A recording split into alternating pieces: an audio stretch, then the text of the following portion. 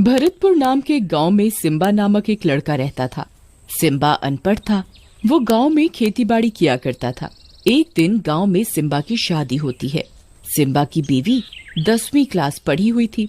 Simba की बीवी कोमल भूत प्रेत को नहीं मानती थी। वह पढ़ी लिखी होने के कारण इन सब में विश्वास नहीं करती थी।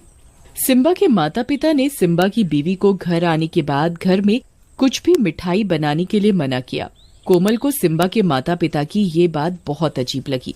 आखिर इस घर में कभी मीठा क्यों नहीं बनता और सिम्बा के माता पिता ने उसे बनाने के लिए मना क्यों किया। कोमल को शादी से पहले रोज सुबह उठकर पूजा करने की आदत थी और वो भगवान जी को मीठे का ही भोग लगाती और सबको वही प्रसाद बांटती। परंतु सिम्बा के माता पिता ने उसे घर में मीठा बनाने व खाने से मना कर दिया था। इस बात से कोमल बहुत परेशान हुई। कोमल अपने पति सिम्बा से बात करते हुए, आज मुझे माँ पिताजी ने घर पर मीठा बनाने व खाने के लिए मना किया। हाँ कोमल, मैं ये बात तुम्हें बताना भूल गया। क्यों, क्या हुआ? अरे हमारे गांव में मीठा बनाना व खाना बिल्कुल मना है।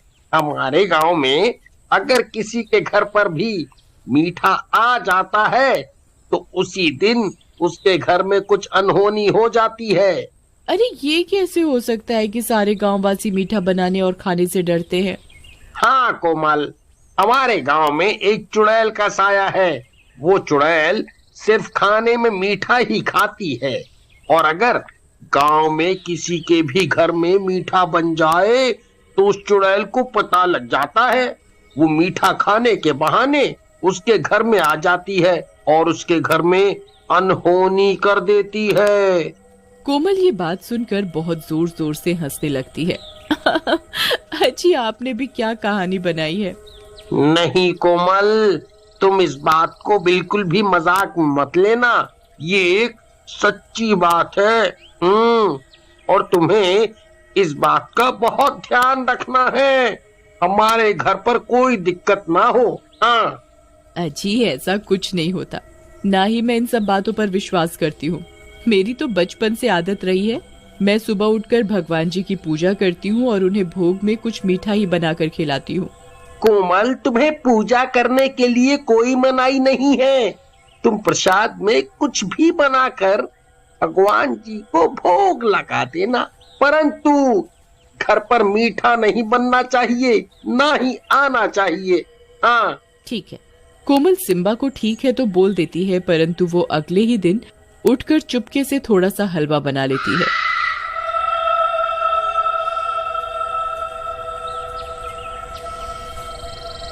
मैं भी आज देखती हूँ कि चुड़ैल कहाँ से आती है और मेरा हलवा खाकर जाती है।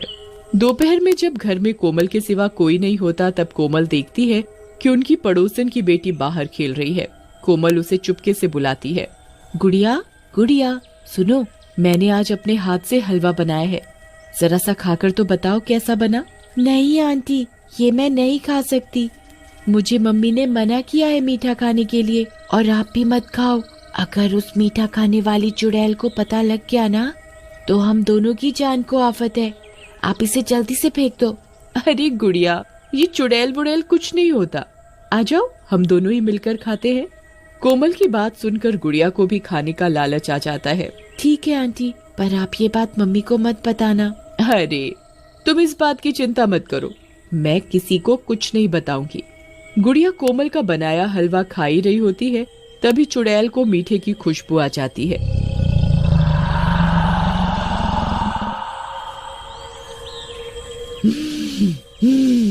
आज लगता है गांव में किसी ने कुछ मीठा बनाया है।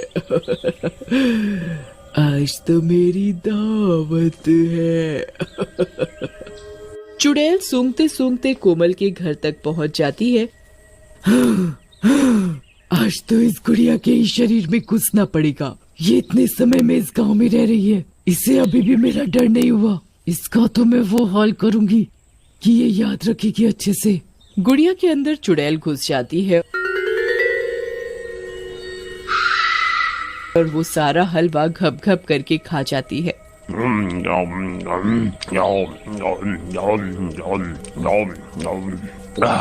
हलवा खाकर गुड़िया अपने घर चली जाती है। गुड़िया के अंदर अब चुड़ैल घुसने के कारण वो अजीबोगरीब हरकत करने लग जाती है। गुड़िया की आंखें बिल्कुल लाल हो जाती हैं और ये घर जाकर खाने के लिए बहुत जोर जोर से चिल्लाने लगती है। ए बुढ़िया, खाना ला मेरे लिए। गुड़िया, तुम्हें क्या हुआ? तुम इतनी बदतमीजी से बात कैसे कर रही हो? ए बुढ़िया, मुझसे ज्यादा सवाल जवाब मत कर, जितना बोला है उतना कर तू। पूनम समझ जाती है कि गुड़िया के अंदर चुड़ैल का साया है और उसने कहीं से मीठा खा लिया है। गुड़िया मीठे के लिए चिल्ला रही होती है। मुझे जलेबी खानी है, रसगुल्ले खाने हैं, मुझे मीठा चाहिए। कोमल ही अच्छी है, वही मुझे चुप चुप कर हलवा बनाकर खिलाती है। पूनम समझ जाती है कि उसे मीठा सिम्बा की नई नवेली दुल्हन कोमल ने खिलाया है। हाँ गुड़िया बेटा, तुम अंदर कमरे में बैठो, मैं तुम्हारे लिए अभी गरम गरम जलेबी बनाकर लाती हूँ। हाँ, ये हुई ना बात, मेरे लिए बहुत सारी जलेबी बनाकर ला, मैं आज मीठे से ही पेट भरूंगी। ठीक है, तुम अंदर कमरे में बैठो, इतने में मैं तुम्हारे लिए गर्मा गर्म जलेबी बनाती हूँ। पूनम गुड़िया को जलेबी के बहाने अंदर कमरे में ले जाती है और कमरे का गेट लगा देती है। गेट खोल बुढ़िया, तू ना है, मुझे मीठा खाना है। गुड़िया पूरी रात कमरे का गेट बजाती रहती है, परंतु पूनम दरवाजा नहीं खोलती। अगले दिन पूनम गांव के बाबा के पास जाती है और उनके पास जाकर बहुत रोती है। बाबा, मेरी गुड़िया को बचा लो, मेरी गुड़िया के अंदर मीठा खाने वाली चुड़ैल घुस गई है, उसे बचा लो बाबा, मेरी बेटी मर जाएगी, उसे बचा लो।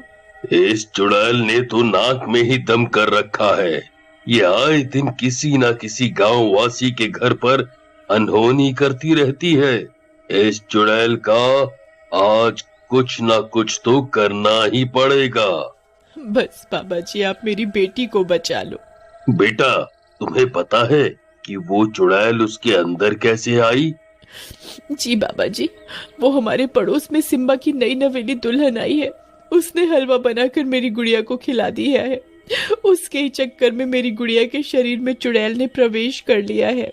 कोई बात नहीं बिटिया, तुम फिक्र मत करो, मैं समझ गया अब इस चुड़ैल के साथ क्या करना है। जी बाबा, बताइए। मैं तुम्हें ये गंगा जल दे रहा हूँ, तुम ऐसा करना, आज घर जाकर कुछ मीठा ही बनाना और मीठा बनाते हुए उसके अंदर ये गंगा जल डाल देना और साथ ही वही प्रसाद तुम अपने घर के मंदिर में हनुमान जी को भोग लगाना और उसके बाद तुम वही मीठा प्रसाद के रूप में अपनी बेटी गुड़िया को दे देना। जी बाबा, मैं ऐसा ही करूंगी। बाबा पूनम को गंगा जल थमा देता है और घर पर जाकर मीठा बनाने को कहता है। पूनम घर जाती है और बहुत सारी जलेबी बनाती है। गुड़िया, ये लो बेटा, मैंने तुम्हारे लिए जलेबी बना दी, तुम्हें यही खानी थी ना? ए पागल बुढ़िया औरत, तुझे पता है ना मैं कल से भूखी हूँ, तूने मुझे कमरे में बंद क्यों कर दिया? तुझे तो मैं अच्छे से बताऊंगी, रुक जा, मैं पहले जलेबी खा लूं, फिर देखती हूँ तुझे। चुड़ैल घप घप करके सारी जलेबी खाने लगती है।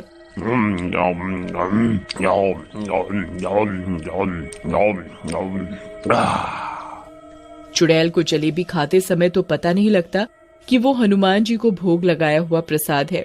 चुड़ैल बिना किसी झिझक के सारी जलेबी खाने में लगी होती है। जैसे ही चुड़ैल जलेबी का आखिरी टुकड़ा खा रही होती है, तभी उसका शरीर जलने लग जाता है। चुड़ैल बहुत जोरों से चिल्लाने लग जाती है। हे पागल औरत, तूने इसमें क्या मिलाया है? ये मेरे शरीर को क्या हुआ है? ये जल कैसे रहा है?